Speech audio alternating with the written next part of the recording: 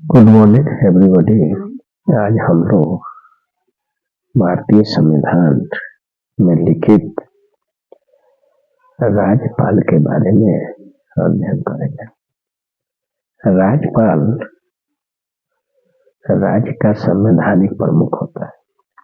राज्य शासन से संबंधित प्रावधान संविधान के अनुच्छेद भाग 6 में दिया गया है। राज्यपाल राज्य का संवैधानिक प्रमुख होता है। ठीक उसी तरह से जिस तरह से देश का संवैधानिक प्रमुख राष्ट्रपति होता है। संविधान में प्रावधान है कि सभी राज्यों के लिए एक राज्यपाल होगा, लेकिन राज्यपाल 2 या 2 से अधिक राज्यों का राज्यपाल भी नियुक्त हो सकता है। जैसे कि अनुपस्थिति में या मृत्यु की स्थिति में एक राज्य का राज्यपाल दूसरे राज्य का या तीसरे राज्य का ही राज्यपाल हो सकता है। राज्यपाल बनने की जो अर्हता है वह निम्नलिखित है कि वो भारत का नागरिक होना चाहिए, उसकी उम्र 35 वर्ष होनी चाहिए तथा उसे राज्य के विधानसभा के सदस्य चुने जाने की योग्यता होनी चाहिए। यानी राज्यपाल बनने के लिए भारत का नागरिक हो, 35 वर्ष आयु पूरी कर चुका हो तथा राज्य विधानसभा के सदस्य चुने जाने की योग्यता हो तथा किसी लाभ के पद पर नहीं होना चाहिए। राज्यपाल की नियुक्ति जो है वह राष्ट्रपति द्वारा की जाती है। यानी राष्ट्रपति राज्यपाल की नियुक्ति करता है और यह नियुक्ति 5 वर्षों के लिए की जाती है। यानी राज्यपाल की नियुक्ति कितने वर्षों के लिए की जाती है? 5 वर्षों के लिए की जाती है। लेकिन राष्ट्रपति राज्यपाल को 5 वर्ष से पूर्व भी बुला सकता है। यह राष्ट्रपति के इच्छा पर डिपेंड है। नियुक्ति 5 वर्ष के लिए होती है। यदि राष्ट्रपति न बुलाए तो 5 साल तक वो अपना कार्यकाल पूरा करेगा। लेकिन राष्ट्रपति की यदि इच्छा नहीं है 5 वर्ष से पहले भी राज्यपाल को बुला सकता है। इसी को कहते हैं कि राज्यपाल राष्ट्रपति के इच्छा पर्यंत कार्य करता है। यानी इच्छा पर ही वो अपने पद पर बने रहता है। यानी राष्ट्रपति के प्रसाद पर्यंत, इसको अगर संवैधानिक भाषा में कहें तो राज्यपाल राष्ट्रपति के प्रसाद पर्यंत कार्य करता है। यानी राष्ट्रपति की इच्छा के अनुसार ही कार्य कर सकता है। 5 वर्ष से पूर्व भी राष्ट्रपति की इच्छा हुई तो बुला सकता है। इसलिए राष्ट्रपति के प्रसाद पर्यंत कार्य करता है। राज्यपाल को मैंने एक निश्चित वेतन दिया जाता है, भत्ते मिलते हैं और सुविधाएं दी जाती हैं। जो मैं आपको इस वीडियो में नहीं बता रहा हूँ उसे आदतन आप स्वयं करें, क्योंकि हमेशा बदले ही परिस्थितियों के अनुसार वेतन भत्तों में परिवर्तन होते रहते हैं। राज्यपाल पद ग्रहण करने से पूर्व उसको शपथ जो है कौन दिलाता है? तो राज्यपाल जब राष्ट्रपति उसको नियुक्त कर भेजता है जिस राज्य में, तो वहाँ उस राज्य के जो हाई कोर्ट होते हैं, कई राज्यों में हाई कोर्ट नहीं है, तो जो उसके क्षेत्राधिकार के हाई कोर्ट होंगे वहाँ का मुख्य न्यायाधीश उसको राज्य हाई कोर्ट के जो मुख्य न्यायाधीश होंगे वो शपथ दिलवाएंगे, या फिर उनके द्वारा नामित कोई व्यक्ति, उनके नहीं होने की स्थिति में नामित व्यक्ति ही राज्यपाल को पद और शपथ की गोपनीयता को दिलाएंगे। राज्यपाल की उन्मुक्तियां और विशेषाधिकार। राज्यपाल को क्या क्या उन्मुक्तियां हैं और क्या क्या विशेषाधिकार है, ये भारतीय संविधान में विस्तार से बताया गया। सबसे पहले कि राज्यपाल जो भी व्यक्ति बनता है उसको उसके जो शक्तियां हैं, जो अपने पद की जो शक्तियों का प्रयोग और कर्तव्यों का पालन किसी न्यायालय के प्रति उत्तरदायी नहीं होगा। यानी जो भी कार्य करेगा, जो भी शक्ति का प्रयोग करेगा, उसके इस कार्य के विरुद्ध किसी भी न्यायालय में प्रश्नगत नहीं किया जाएगा। यानी जो भी कार्य कर दिया, जो भी पद पर रहते उसने कदम उठाए, उस पद के रहते हुए जो कार्य किया उसके बारे में कोई टीका टिप्पणी, कोई भी कोर्ट मुकदमा उस हाई कोर्ट में नहीं किया जाएगा, यानी किसी भी कोर्ट में नहीं किया जाएगा। लेकिन किस तरह के जो पद पर रहते हुए संवैधानिक कार्य कर रहा है उसके लिए ये प्रावधान किसके लिए है कि पद पर रहते हुए उसने कुछ ने संवैधानिक काम किया तो उस विषय पर कोई प्रश्न हाई कोर्ट या सुप्रीम कोर्ट में नहीं उठाया जाएगा। उसको और क्या सुविधा मिली है?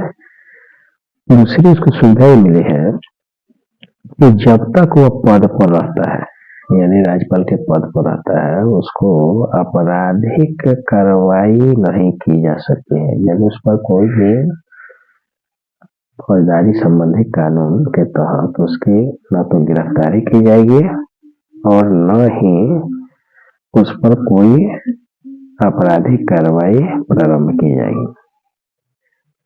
कब? जब वह पद पर बैठा हो पदावधि के दौरान। आपराधिक प्लस आपराधिक गिरफ्तारी नहीं होगी और न्यायालय में किसी प्रकार के आपराधिक कार्रवाई प्रारंभ भी नहीं होगी जब तक ये पद पर है। हाँ, पद से हट जाएगा तो उस पर फिर से आपराधिक या अनुयोगी कानून के तहत प्रक्रिया है वो शुरू हो जाएगी, लेकिन पद पर रहते हुए अपराधी संबंधी कार्रवाई प्रारंभ नहीं की जाएगी। तो ये एक उसको विशेषाधिकार ही प्राप्त हुआ। तीसरा जो है, यदि किसी राज्यपाल के विरुद्ध दीवानी संबंधी कोई कार्रवाई करनी हो तो उसे 2 माह पूर्व सूचना देनी होगी। यानी करने से पहले 2 माह पूर्व उसको सूचना देनी पड़ेगी और उसके विरुद्ध सिविल कार्रवाई की प्रक्रिया शुरू हो सकती है। कब? जब सूचना देकर। यानी 3 विशेषाधिकार उसको दिए गए और चौथा जो है कि राज्यपाल का पद ग्रहण करने के पूर्व और उसके पश्चात किए गए कार्य के संबंध में कोई भी सिविल कार्रवाई करने के पहले उसे 2 मास पूर्व की सूचना देनी पड़ती है और जब वह पद पर हो तब उसे गिरफ्तारी का आदेश किसी भी न्यायालय में जारी नहीं किया जा सकता। यानी उसको जो विशेषाधिकार मिला है वो 4 चीज मिला है, 4 विशेषाधिकार है। पहला है कि पद पर रहते हुए संवैधानिक कार्य करेगा तो उसके विरुद्ध कोई भी न्यायालय में प्रश्न नहीं उठाया जाएगा। दूसरी बात है कि जब वह कोई भी आपराधिक मामला हो तो जब वो पद पर है तो न्यायालय में आपराधिक कार्रवाई प्रारंभ नहीं की जाएगी। ये सब मुक्त मिलेगा। तीसरी बात है कि उसको पद पर रहते हुए उसकी गिरफ्तारी नहीं होगी और चौथी बात है कि यदि सिविल मामला है तो उसके खिलाफ 2 माह पूर्व सूचना देनी होगी और उसके खिलाफ सिविल कार्रवाई चल सकती है। यानी राज्यपाल को इतनी सारी अनुमतियां दी गई है और यह उसके विशेषाधिकार के तहत उसको उसकी शक्ति को बढ़ाता है। अब आइए हम लोग राज्यपाल के कार्यपालिका संबंधी अधिकार को देखते हैं। राज्य का कार्यपालिका का उपाधान होता है। राज्यपाल राष्ट्रपति का अंश होता है, एक तरह से केंद्र सरकार का। राज्यपाल कार्यपालिका का प्रमुख होता है और सारे कार्य राज्य में उसी के नाम से किए जाते हैं। चूंकि राष्ट्रपति का वंश होता है, केंद्र सरकार का एजेंट होता है और वो राज्य के कार्यपालिका का प्रधान भी होता है। यानी राज्य के कार्यपालिका संबंधी कौन कौन से कार्य करते हैं, तो सबसे पहले वो कार्यपालिका का प्रधान होता है और सभी कार्य उसी के नाम से किए जाते हैं। दूसरी बात है कि राज्य में जब भी चुनाव होता है या फिर सरकार का बहुमत जिस पार्टी या दल को होता है उसे शपथ दिलाता है या फिर उसकी नियुक्ति करता है, यानी मुख्यमंत्रियों की नियुक्ति करता है और मंत्रियों की भी नियुक्ति करता है।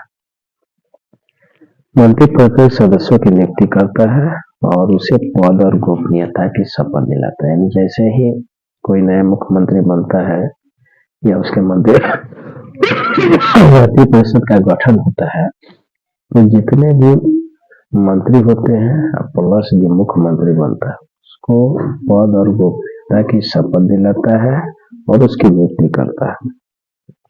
तीसरा है कि वह राज्य के बड़े बड़े उच्च पदों पर आसीन अधिकारियों पदाधिकारियों की नियुक्ति करता है, जिसमें संवैधानिक कुछ पद है जिसमें राज्यपाल महाधिवक्ता की नियुक्ति करता है, जो कानून का देखरेख करता है, कानून से संबंधित व्यक्ति होता है जो राज्य में राज्य सरकार का पक्ष को रखता है। ठीक इसी तरह से राष्ट्रपति केंद्र स्तर पर महान्यायवादी की नियुक्ति करता है। राज्य में महाधिवक्ता की नियुक्ति राज्यपाल करता है और वही काम राष्ट्रपति केंद्र में महान्यायवादी की नियुक्ति करता है। दूसरी बात कि राज्यपाल राज्य लोक सेवा आयोग, यदि बिहार की स्थिति देखें तो बीपीएससी के जो अध्यक्ष और सदस्यों की नियुक्ति राज्यपाल करेगा, लेकिन यही स्थिति राष्ट्रपति संघ लोक सेवा आयोग के सदस्य यानी यूपीएससी जो आईएएस की परीक्षा लेता है उसके अध्यक्ष और उसके सदस्यों की नियुक्ति राष्ट्रपति करता है। तो समझ में आ गया होगा कि राज्य जो है राज्य स्तर पर राज्य लोक सेवा आयोग बिहार की स्थिति में बीपीएससी के अध्यक्ष और सदस्यों की नियुक्ति राज्यपाल करता है और यही राष्ट्रपति संघ लोक सेवा आयोग यानी यूपीएससी के अध्यक्ष और सदस्यों की नियुक्ति राष्ट्रपति करता है। इसके अलावा कई अन्य सदस्यों की नियुक्ति करता है, जैसे राज्य महिला आयोग के अध्यक्ष की नियुक्ति करता है या फिर राज्य पिछड़ा आयोग के अध्यक्षों की नियुक्ति करता है या राज्य अनुसूचित जनजाति आयोगों के अध्यक्षों की भी नियुक्ति राज्यपाल करता है। यही स्थिति केंद्र में राष्ट्रपति करता है। राष्ट्रीय महिला आयोग की नियुक्ति या फिर राष्ट्रीय पिछड़ा आयोग की नियुक्ति या राज्य अनुसूचित जनजाति आयोगों के अध्यक्षों की नियुक्ति, यानी दोनों जो है राष्ट्रपति और राज्यपाल अपने अपने क्षेत्र अधिकार में इस तरह के संवैधानिक पदों पर नियुक्त अधिकारियों की नियुक्ति करते हैं। यानी राज्य के हाई कोर्ट के जो जजेज होते हैं उन न्यायाधीशों की नियुक्ति के संबंध में राष्ट्रपति को राज्यपाल परामर्श देता है। यानी राज्य में जो हाई कोर्ट होते हैं उसमें जो हाई कोर्ट के जो मुख्य न्यायाधीश और न्यायाधीश होते हैं उनकी जब नियुक्ति होती है जहां राज्यों में उनकी की जानी है, उस राज्य के राज्यपाल से राष्ट्रपति परामर्श लेता है और ये राष्ट्रपति को परामर्श भी देते हैं। यानी न्यायाधीशों की नियुक्ति के मामले में भी परामर्श देता है। राज्यपाल को अधिकार है कि राज्य के प्रशासन के संबंध में मुख्यमंत्री से सूचना प्राप्त करे। ठीक वही स्थिति राष्ट्रपति भी जो है प्रधानमंत्री और उसके मंत्री परिषद ने क्या निर्णय लिया प्रधानमंत्री का ये कर्तव्य है कि वो राष्ट्रपति को मंत्री परिषद द्वारा लिए गए निर्णयों की सूचना राष्ट्रपति को दे। वही राज्य स्थिति में राज्य के मुख्यमंत्री मंत्री परिषद द्वारा लिए गए निर्णय को हर निर्णय को राज्यपाल को सूचित करे। इसके अलावा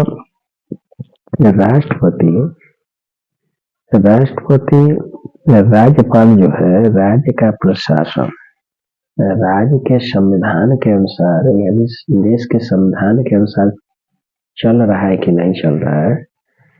यदि नहीं चल रहा है तो राज्यपाल राष्ट्रपति को इस बात की सिफारिश करता है, सूचना देता है। यानी राज्यपाल की नियुक्ति ही इस उद्देश्य से की जाती है कि वो केंद्र का प्रतिनिधित्व करता है। यानी राज्य जो है देश के संविधान के अनुसार चल रहा है या नहीं चल रहा है, इसकी सूचना राष्ट्रपति को देता है और उसकी सिफारिश भी करता है कि संविधान के अनुसार चल रहा है या नहीं चल रहा है। राष्ट्रपति अगर नहीं चल रहा है तो केंद्र के राष्ट्रपति को यह सूचना देता है कि संविधान के अनुसार नहीं चल रहा है, फेल हो रहा है, सिस्टम यहाँ काम नहीं कर रहा है। उस कंडीशन में राज्य में राष्ट्रपति शासन की भी अनुमति प्रदान करता है और जब राष्ट्र में राष्ट्रपति शासन लागू होता है तो मुख्यमंत्री और उसके मंत्री परिषद को इस्तीफा देना पड़ता है और उस कंडीशन में वहां का शासन जो है राष्ट्रपति की स्थिति में राज्यपाल ही करता है। यानी राष्ट्रपति के नाम से राज्यपाल ही राज्य के शासन का प्रमुख होता है और सारे शासन की जिम्मेदारी राज्यपाल के अंतर्गत अंतर्निहित होती है। जहाँ तक नियम कानून बनाने की जिम्मेदारी है तो राष्ट्रपति केंद्र के जो संसद है उसके द्वारा राज्य के सारे निर्णय लिए जाते हैं। यानी राष्ट्रपति शासन के दौरान राज्य का शासन केंद्र के संसद में निहित हो जाता है नियम कानून बनाने के लिए और राष्ट्रपति का एजेंट राज्यपाल राज्य में पूरे कार्यपालिका का प्रधान हो जाता है, वास्तविक प्रधान हो जाता है। जो संवैधानिक प्रधान था मुख्यमंत्री और उसके मंत्री परिषद के नहीं होने पर वह राज्य का वास्तविक प्रधान बन जाता है और सारे शासन प्रशासन की देखरेख राष्ट्रपति के नाम से वही करता है। राज्यपाल राज्य के जो विश्वविद्यालय है, यूनिवर्सिटी है, उसके कुलाधिपति होता है और अन्य उप कुलाधिपतियों की नियुक्ति राज्यपाल द्वारा ही की जाती है। तो इस तरह हम लोगों ने देखा कि राज्यपाल के कार्यपालिका संबंधी अधिकार यानी राज्य के राज्यपाल कार्यपालिका संबंधी उपर्युक्त मुख्य कार्य राज्यपाल द्वारा किए जाते हैं। हम आइए देखते हैं विधायिका संबंधी अधिकार। राज्यपाल राज्य विधानमंडल का अभिन्न होता है। यानी राज्य विधानमंडल में राज्यपाल भी होगा। राज्य विधानमंडल के एक सदन भी हो सकता है और उसका दोनों सदन में अगर है तो दोनों सदन मिलाकर ही तब विधानमंडल बनता है। केंद्र की स्थिति में संसद किसको कहेंगे? तो राष्ट्रपति प्लस राज्यसभा प्लस लोकसभा मिलकर संसद कहलाता है। वही राज्य की स्थिति में राज्यपाल राज्य विधानसभा प्लस विधान परिषद, अगर विधान परिषद नहीं है तो राज्यपाल और विधानसभा मिलकर ही विधानसभा कहलाता है। तो पहला है उसकी विधायी अधिकार, यानी वो अभिन्न अंग होता है विधानसभा का, वो अभिन्न अंग है, उसके बिना विधानसभा नहीं बन सकता है। दूसरा है राज्यपाल विधानमंडल का सत्रावसान करता है। सत्रावसान करता है। सत्रावसान यानी सत्र में आने के लिए कहता है कि आप सदन में आइए, या फिर सत्रावसान करता है यानी सत्र को खत्म कीजिए, यानी सत्र चल रहा है तो शुरू कीजिए, सत्रावसान यानी सत्र समाप्त कीजिए, और सत्र विघटन और सत्र को हमेशा को खत्म करने का भी पावर राज्यपाल को है। यानी सत्रावसान का मतलब है कि जो सत्र को शुरू कीजिए, सत्रावसान का मतलब कि सत्र को समाप्त कीजिए, और सत्र विघटन का मतलब है कि उस मुख्यमंत्री और विधान परिषद यानी सरकार को खत्म कर देना, यानी उसकी जगह पर नई सरकार का गठन कराना या फिर राष्ट्रपति शासन लागू कराना। यानी इसके अलावा राज्यपाल विधानसभा के अधिवेशन अथवा दोनों सदनों के संयुक्त अधिवेशन को भी संबोधित करता है। यानी राज्यपाल दो सदन है तो दोनों सदन को संयुक्त रूप से भी संबोधित करता है, अगर एक सदन है तो एक सदन को भी संबोधित करता है। कब? जब नया विधानसभा चुनकर आता है तब, या फिर 6 माह में एक बार जरूर संबोधन करना होता है। यानी राज्यपाल प्रत्येक सदन को संयुक्त रूप से या एकल है तो एकल स्थिति में राज्यसभा विधानसभा को संबोधित करता है, क्योंकि वो उसका अभिन्न अंग होता है, इसलिए समन्वय बना रहे, दोनों में तारतम्यता बना रहे, राज्य के शासन प्रशासन की जानकारी से वो अवगत होता रहे, या फिर राज्य सरकार क्या नया निर्णय ले रही है, उसकी क्या नीतियां है, उसको राज्यपाल ही पढ़कर सत्र में सत्रावसान के समय यह बताता है या पूरे सदस्यों को अवगत कराता है। इसके बाद वह राज्य विधान परिषद के, क्योंकि राज्यपाल का यह अधिकार है कि राज्य विधान परिषद में 1/6 सदस्यों को नियुक्त करता है। 1/6 सदस्य जो होते हैं वो राज्यपाल के द्वारा डायरेक्ट नियुक्त होते हैं, बाकी तो अन्य माध्यमों से चुन कर आते हैं, लेकिन जितने भी सदस्य हैं उसका 1/6 सदस्य जो है वो राज्यपाल मनोनीत करता है। उनको चुनाव लड़ने की जरूरत नहीं होती है, डायरेक्ट उनको एमएलसी बना दिया जाता है। ये 6 लोग किस क्षेत्र से होते हैं? तो पहला है कि साहित्य के क्षेत्र में कोई कवि है, लेखक है तो उसको मनोनीत कर देगा एक ठो कला से क्षेत्र, कोई कलाकार है नाचने गाने या फिर वादन में, तो उसको मनोनीत कर देगा। तीसरा है समाज सेवा, कोई समाज में कोई समाज सेवी है, समाज सेवा कर रहा है, चर्चित है राज्यपाल के नजर में, तो उसको मनोनीत कर देगा। और चौथा है सहकारी कामों में जो व्यक्ति आगे कोई कार्य किए हैं वैसे व्यक्तियों को राज्यपाल मनोनीत कर देगा। ऐसे 1/6 सदस्य ही होंगे। पूछता है कि एमएलसी का कितने भाग राज्यपाल मनोनीत करता है? तो पूरे एमएलसी का 1/6 भाग, जो अक्सर प्रतियोगी परीक्षा में पूछा जाता है। उसके बाद राज्य विधानसभा के किसी सदस्य की अयोग्यता का प्रश्न उत्पन्न हो जाए तो अयोग्यता संबंधी विवाद राज्यपाल चुनाव आयोग के परामर्श से करता है। कोई विधानसभा का सदस्य अयोग्यता संबंधी कोई प्रश्न चिन्ह खड़ा हो जाता है कि चुनाव में गड़बड़ी हुआ, चाहे चुनाव धांधली पकड़ जीता, तो इसका निर्णय कैसे होगा?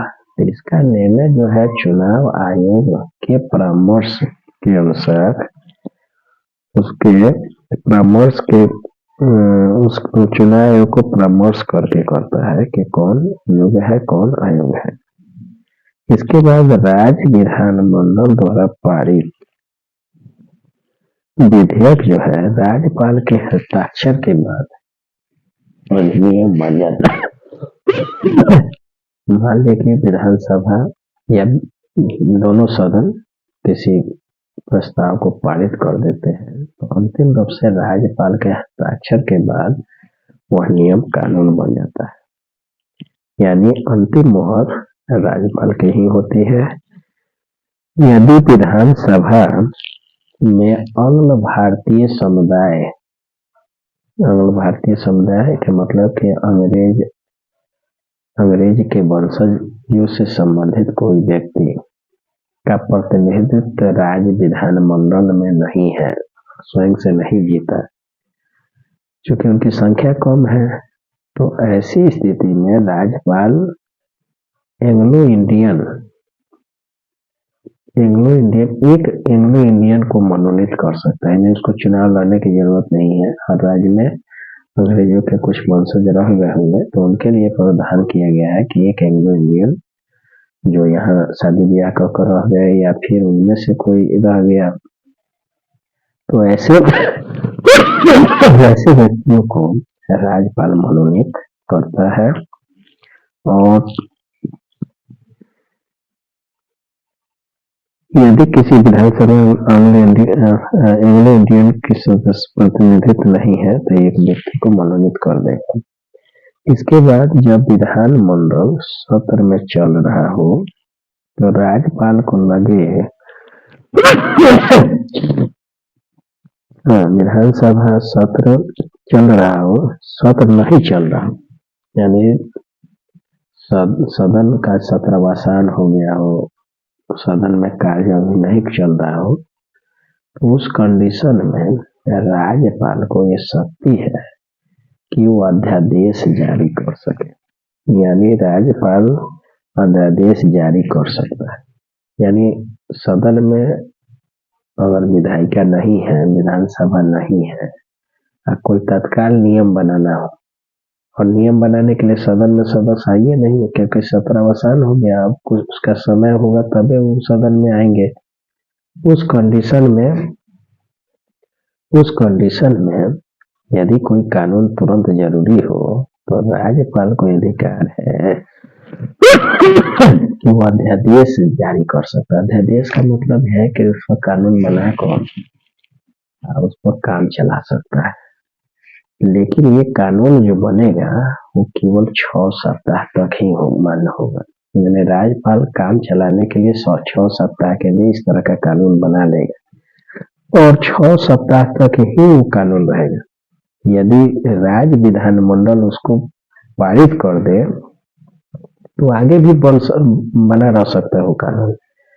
लेकिन अगर राज्य विधानमंडल सदन में आए और इसको पारित अगर नहीं करते हैं तो 6 सप्ताह के बाद ये नियम क्या हो जाएगा, स्वतः खत्म हो जाएगा। यही स्थिति केंद्र में भी है कि अगर सदन में संसद नहीं है तो राष्ट्रपति भी अध्यादेश जारी कर सकता है। उसके भी कानून 6 सप्ताह तक ही मान्य हुए। लेकिन अगर सदन में अगर सदस्य आ जाए और उस कानून को पारित कर दे तो आगे बढ़ सकता है, नहीं तो 6 सप्ताह के बाद स्वतः ही कानून क्या हो जाएगा, खत्म हो जाए। यानी राज्यपाल को और राष्ट्रपति को अध्यादेश जारी करने की शक्ति दिया गया है। यह अध्यादेश क्या होता है, जैसा मैंने आपको बताया कि तत्काल कोई कानून बनाना हो तो इस तरह के अध्यादेश जारी किए जाते हैं। कुछ विशिष्ट प्रकार के विधेयकों पर राज्यपाल राष्ट्रपति के विचार के लिए भेजता है। राज्यपाल को अधिकार है कि कुछ ऐसे विधेयक होते हैं जिस पर राष्ट्रपति की अनुमति लेना जरूरी है, तो स्वयं अनुमति नहीं देकर उसको राष्ट्रपति के लिए भेज देगा और राष्ट्रपति उस पर विचार कर आएगा तब सदन को देगा। यानी पुनर्विचार संबंधी अधिकार राज्यपाल को दिया गया है और राज्यपाल पुनर्विचार के लिए राष्ट्रपति के लिए सुरक्षित करता है। यह राज्यपाल का विशेषाधिकार है कि कौन से, लेकिन यह विधेयक धन विधेयक नहीं होना चाहिए, विधेयक नहीं होना चाहिए। यानी राज्यपाल को वित्तीय वर्ष में वित्त मंत्री को विधानमंडल के सम्मुख वार्षिक वित्तीय विवरण को प्रस्तुत करने के लिए कहता है। राज्यपाल का यह अधिकार है, विधायी अधिकार है कि जो राज्य का बजट पेश होता है, प्रति वर्ष पेश होता है, उस वार्षिक वित्तीय बजट को सदन में प्रस्तुत करने के लिए कहता है। इसके बाद अगर राज्यपाल धन विधेयक कोई विधेयक है कि पूर्व अनुमति से ही पेश किया जाता है। अगर राज्य विधानमंडल धन विधेयक से संबंधित कोई प्रस्ताव लाते हैं सदन में, तो इसकी अनुमति राज्यपाल से लेना जरूरी है। या यदि कोई विधानमंडल कोई राज्यपाल की संस्तुति के बिना अनुदान की किसी भी मांग विधानसभा में समर्पण, अनुदान प्रस्ताव कोई मांग कर रहा है तो उसको भी राज्यपाल की अनुमति के बाद ही प्रस्तुत किया जाएगा। यानी कहने का मतलब है कि विधानसभा में धन विधेयक संबंधी कोई प्रस्ताव है, आप सदन में ला रहे हैं, तो उसकी अनुमति आप राज्यपाल से लेंगे तभी लाएंगे। यदि कोई अन्य विधेयक हो और संचित निधि और खर्च निकालने के लिए व्यवस्था करता है, तो उस कंडीशन में भी विधानमंडल द्वारा पारित नहीं किया जा सकता है, तब भी राज्यपाल की इसकी संस्तुति न कर दे। यानी राज्यपाल से अनुमति लेकर ही संचित निधि पर खर्च करने वाला कोई बजट है तो उसकी अनुमति लेना जरूरी है। धन विधेयक से संबंधित कोई मामला है, धन विधेयक से कोई मामला है तो इसकी पूर्व अनुमति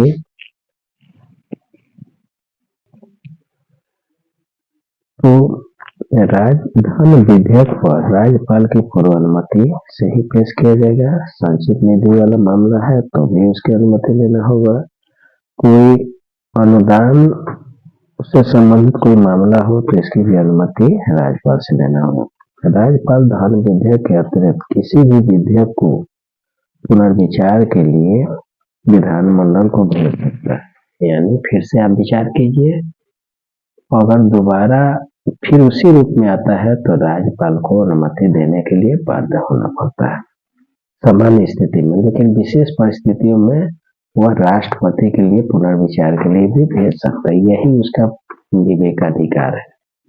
यानी सामान्य स्थितियों में वह कोई विधेयक लौटाता है, अगर दोबारा उसी रूप में आता है तो उसको अनुमति देने के लिए बाध्य है, बशर्ते कि वो धन विधेयक न हो। धन विधेयक उसको हर कंडीशन में उसको अनुमति देना है। राज्य विधानमंडल के प्रस्ताव यदि धन विधेयक से हो और उस पर सिग्नेचर करने की बारी आती है तो उसको अनुमति दे देगा। लेकिन अगर सामान्य विधेयक हो तो उसे एक बार लौटा सकता है। लेकिन अगर उसी रूप में फिर आ जाए राज्यपाल को तो सामान्य स्थिति में उस पर अनुमति देना होगा। लेकिन विशेष स्थिति में उसको लौटाने के लिए लौटा सकता है। कब? जब वो राष्ट्रपति के लिए सुरक्षित करेगा। यानी इस तरह हम देखते हैं कि कुछ न्यायिक संबंधी भी अधिकार है। न्यायिक संबंधी अधिकार जो है इसमें वो कानून के तहत यदि कोई दंड को क्षमा कर सकता है, उसका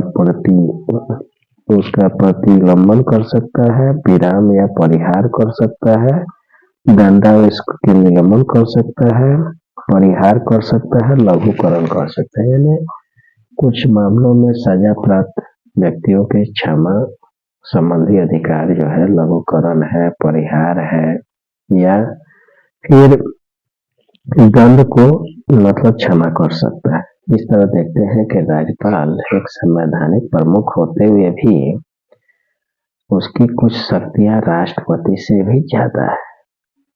कारण क्या है कि राष्ट्रपति को विवेकाधिकार संबंधी अधिकार नहीं है, वो बिल्कुल रबर स्टाम्प है राष्ट्रपति, जबकि राज्यपाल रबर स्टाम्प नहीं है। सामान्य स्थितियों में कार्य के लिए वो रबर स्टाम्प है, लेकिन अगर विशेष परिस्थिति आ जाए तो राज्यपाल राज्य के बहुत सारे कार्यों में वो हस्तक्षेप करता है और राज्यपाल के कारण ही राज्य में राष्ट्रपति शासन भी लगाया जाता है और उसी के रिपोर्ट पर राष्ट्रपति शासन लगाता है। ये अधिकार